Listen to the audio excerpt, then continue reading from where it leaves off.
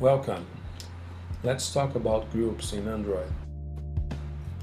In the left menu, you can access your groups, manage them, and create new ones.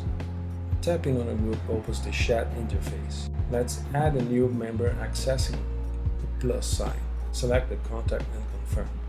Back in the chat interface, you can type and send messages to the group members. In the right upper corner, tap to see group participants. Back in this menu, you can also rename the group. Try typing a different name and hit OK.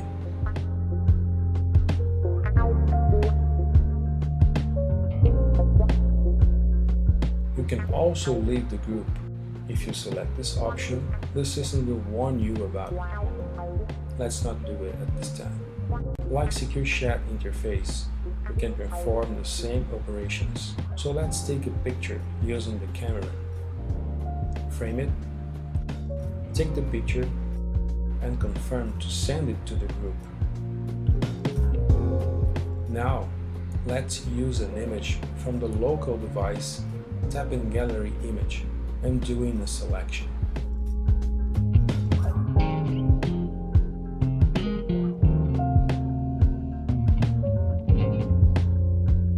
You can also share contacts and send files in the very same way.